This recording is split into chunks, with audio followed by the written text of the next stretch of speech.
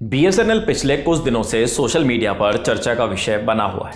दावा किया जा रहा है कि जियो के दाम बढ़ाने के बाद लोग उसका बॉयकॉट कर रहे हैं और अपनी सिम को बीएसएनएल में पोर्ट करा रहे हैं। 24 साल पहले सरकार ने दूर संचार क्रांति को बढ़ावा देने के मकसद से बीएसएनएल की स्थापना की थी।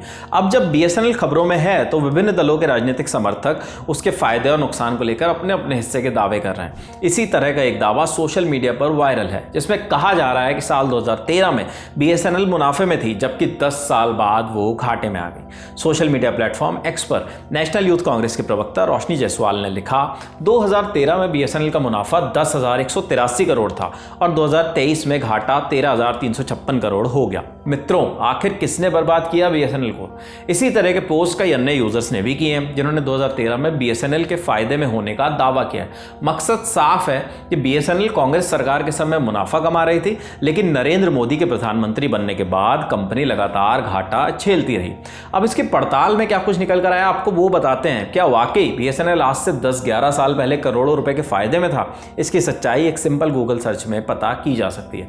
हमने भी वही किया। साल 2014 में छपी कई मीडिया रिपोर्ट्स में एकदम स्पष्ट रूप से लिखा गया है कि बीएसएनएल को वित्तीय वर्ष 2013-14 में कुल 7,085 करोड़ रुपए का नुकसान हुआ था।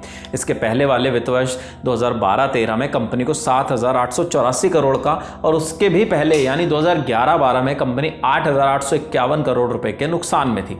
मीडिया रिपोर्ट्स में यह आंकड़ा तत्कालीन दूरसंचार मंत्री रविशंकर प्रसाद के राज्यसभा में दिए गए एक बयान के हवाले से छपा था। हमें यह आंकड़ा राज्यसभा की वेबसाइट पर भी मिला, जहां रविशंकर प्रसाद ने बीएसएनएल के विस्तार, सुधार और नफा नुकसान को लेकर पूछे कई सवालों के जवाब दिए हैं। जहां तक बात बीएसएनएल के साल 2023 में फायदे की है, तो यह भी दावा गलत है। बिजनेस स्टैंडर्ड की 24 जुलाई 2024 को छपी रिपोर्ट के अनुसार वित्तीय वर्ष 2023-24 में बीएसएनएल का नुकसान घटकर 5,371 करोड़ रुपए हो गया है। यह जानकारी दूरसंचार राज्य मंत्री चंद्रशेखर पेमासानी ने लोकसभा में दी है। उन्होंने बताया कि वित्त वर्ष 2022-23 में बीएसएनएल का घाटा 8,161 करोड़ रुपए था।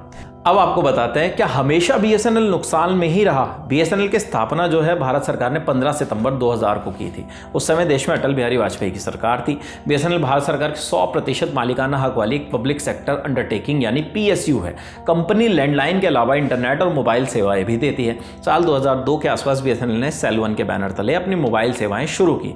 लोगों को तब महीनों के इंतजार के बाद सिम कार्ड मिला करते थे।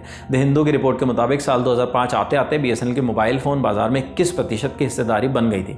ऐसा नहीं है कि बीएसएनएल हर वक्त नुकसान में रही। साल 2004-05 के वित्त वर्ष में बीएसएनएल 10,183 करोड़ रुपए का मुनाफा कमाया था। उस साल देश की सत्ता में भी बदलाव हुआ था। आम चुनाव में अटल बिहारी वाजपेयी के नेतृत्व वाली बीजेपी को हार का सामना करना पड़ा था। यूपीए ने सत्ता संभाली और मनमोहन सिंह प्रधानमंत्री बनाए गए, लेकिन उससे पहले ही बीएसएनएल कामयाबी की ऊंचाइयां छू रही थी। लेकिन फिर बीएसएनएल को टक्कर देने के लिए दो प्राइवेट प्लेयर मार्केट में आ गए। एक कंपनी थी भारतीय एयरटेल और दूसरी थी रिलायंस इंडिया मोबाइल। इसके बाद बीएसएनएल की मार्केट हिस्सेदारी में गिरावट शुरू हुई। मार्केट शेयर गिरा तो कंपनी की कमाई भी गिरी। इंडिपेंडेंट संस्थान पीआरएस की एक रिपोर्ट के अनुसार साल 2009-10 से बीएसएनएल घाटे में जाना शुरू हुई। साल 2009-10 के वित्तीय वर्ष में 574 करोड़ रुपए का मुनाफा कमाने वाली कंपनी अगले ही वित्तीय वर्ष यानी 2010-11 में 1800 करोड़ के नुकसान में चली गई।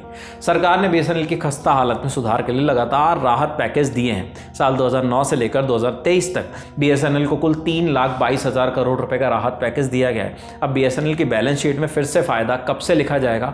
बड़ी संख्या में उपभोक्ताओं का विश्वास उस पर दोबारा फिर से कब कायम होगा, ये भविष्य बताएगा। नतीजा, कुल मिलाकर बीएसएनएल के साल 2013 में 10,186 करोड़ रुपए के मुनाफे और 2023 में 13,356 करोड़ रुपए के घाटे में होने का दावा भ्रामक निकला है।